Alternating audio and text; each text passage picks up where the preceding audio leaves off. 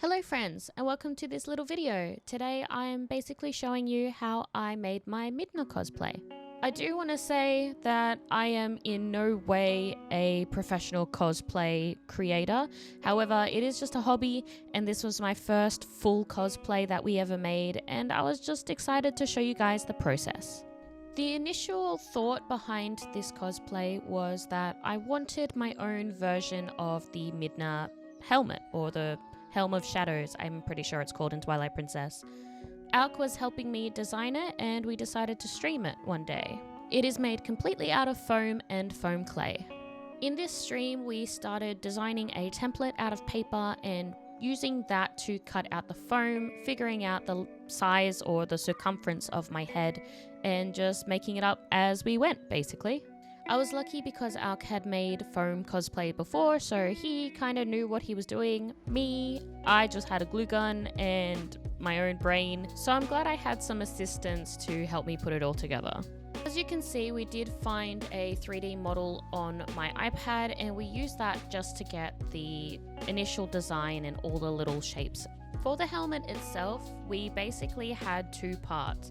The part that went around the head that required multiple pieces stuck together, and the front bit. I don't really know how to describe the front bit, but yeah, it's the part that we just stuck on the front with all the engravings and designs. This was definitely a learning process, and Alk was teaching me all about cutting on angled so the foam fuses together a lot easier. And here I am just making some last minute touches, cutting off some extra pieces to make it more like the shape of the helmet.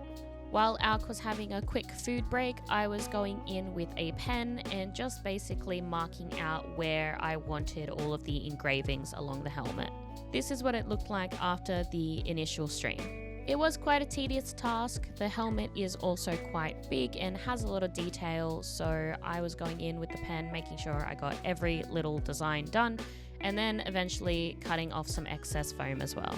I probably didn't touch this helmet for like a year, and then I suddenly had a bout of inspiration and I came back to it. So I decided to take up the pen again, make sure all the carvings were done at the front, cut off some extra little bits from the main plate, and start carving some designs into it.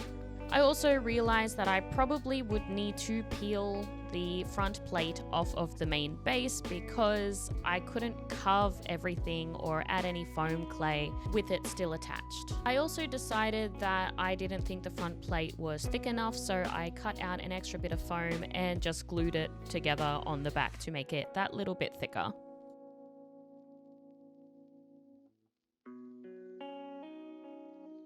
Now this is where it started to get interesting. I had never worked with foam clay before. It is air dry clay that you can leave for 24 to 48 hours to get it set. I also realized that carving with the knife didn't really help, so I did a little trick that is probably quite dangerous. I got a needle and a candle flame, and I heated up the needle and engraved using that. This part is all out of order because I did it all at once and took photos in between, but this is the foam clay before it is dry. There were only a couple of pieces on the main base of the helmet that needed foam clay, but the front plate was where all the detail was at. And here it is with all the foam clay and the melted foam. One thing I realized after the foam clay actually dried is it dries quite smooth, so any markings I made with a pen or with the needle actually kind of smoothed itself out over time as the foam clay expanded. This doesn't look 100% professional. Like I said, I am only an amateur cosplayer, but I was pretty excited by how it turned out. Ignore the hair for now, I'll show you how that's done a little bit later, but this is the two pieces of the helmet with all the details when I was showing it on stream to everyone. During that live stream, I decided to glue down the main plates of the helmet so they finally stuck together after all of the details were added with the foam clay. And I also decided to use some of the black foam clay to see if I could seal it around the edges a little bit. The front plates, basically when they stuck together, were still quite rough around the edges, and so I did attempt to sand it down. However, it was just never completely smooth, and I thought with the way that the foam clay dried, it would actually help expand it, make those edges a little bit more round and easier to paint in the long run. Here you can see that it did make quite a difference. Speaking of painting, it was now time to paint everything. I had the helmet in 2 parts and some elf ears which I painted black. The main colors or spray paint that I used was a clear undercoat, a metallic silver, and a clear overcoat. We did want to make sure that the paint stuck on the helmet, so the undercoat was necessary. I did realize that I should have bought 2 cans of silver paint as it ran out and became kind of misty, but I had silver acrylic paint to use and just touch it up with anyway.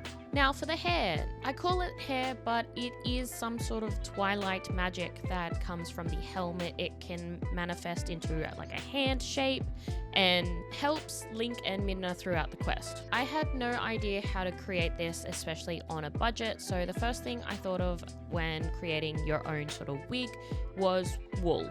I had 3 different colors to use. I bought red, orange, and yellow. Orange was the main one, and I just cut it into long sections and eventually tried to estimate just by the thickness how much that I really wanted.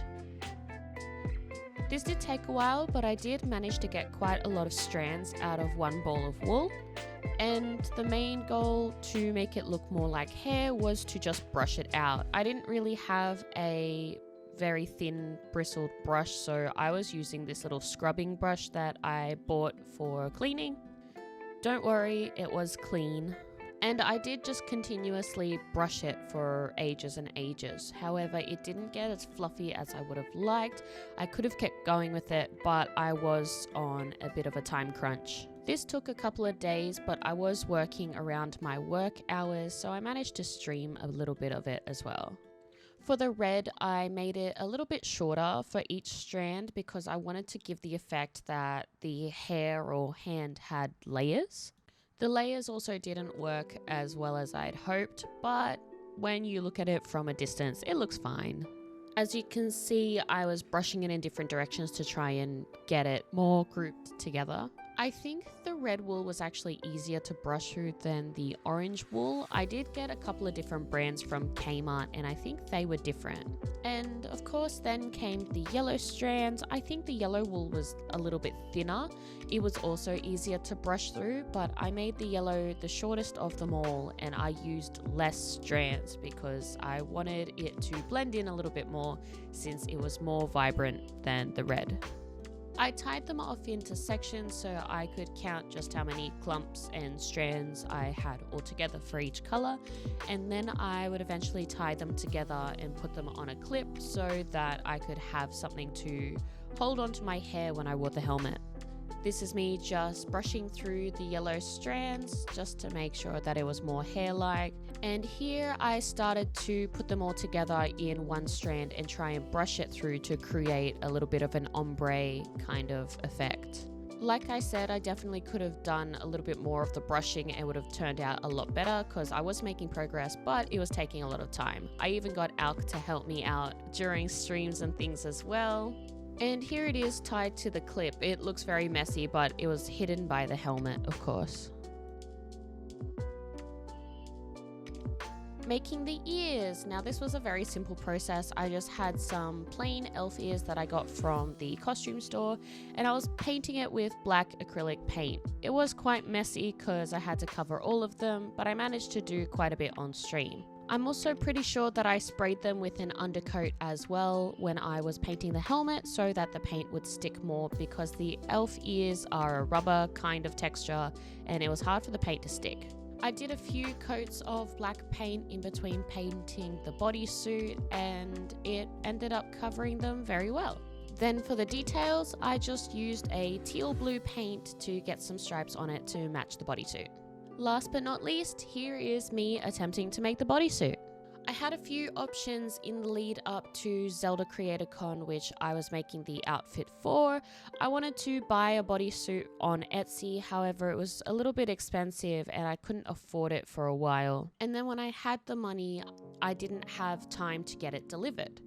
The other alternative was to just buy a costume off Amazon. However, I was reading the reviews and it just wasn't great quality. So I decided very last minute to run down to my costume store and to Kmart to grab a white morph suit and a pair of black tights and a black t-shirt. I kind of wish that I had footage of me marking out the black onto the white bodysuit, but I was on a time crunch and I kind of eyeballed it, and I was nervous because this was my first time using a sewing machine in a very long time. So I went live and I just kind of winged it. Like most sewing projects, I just used pins to hold it down in place, and I also used some fabric glue to glue on the pieces that weren't quite sticking down correctly. I did give myself some wiggle room on the cuts as well. I didn't follow the lines exactly so that I could cut off excess fabric after it had been sewn on, just to make it a little bit more sharper and the design a little bit more natural.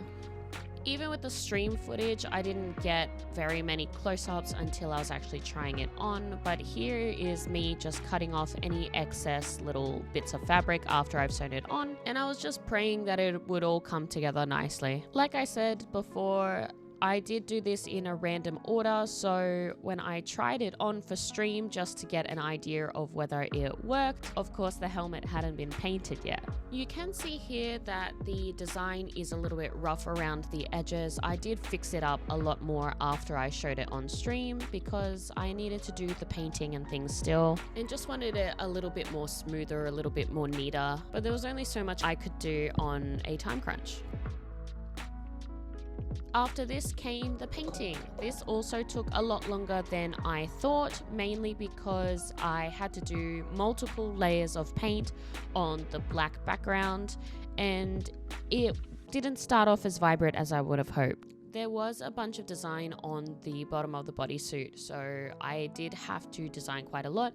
I also bought some black gloves and needed to paint those as well, which I just put on top of the sleeves of the bodysuit so it kind of hid the white. Midna also has some black spikes on the base of her neck, so I just cut some out of foam, gave them a coat of black paint and stuck them on with some fabric glue. This is just me adding on some face paint so I can do a little photo shoot to promote the Zelda Creator Con, and of course I also streamed it in the costume as well, so there were 2 instances that I wore the costume. Midna only has a couple of black spots, including her ear and the mark on her forehead which covers her eye, and then the rest of her is basically white or grey, so I used a lot of white face paint and went over a couple of times to get it a little brighter. Here's me putting the rest of the costume together for the photo shoot. I put the helmet on, I used the clip and put it on my hair in my bun and got into my outfit. I tried my best not to get any face paint on it, and then I put on my ear. I tried to put on both, but only one would stay on, but that was okay because the hair kind of hid the other side. I finally had a mostly completed cosplay, and this was all handmade by myself and of course some help from Alk. And this was the final result. I hope you guys enjoyed following along, and I hope I get to make more soon.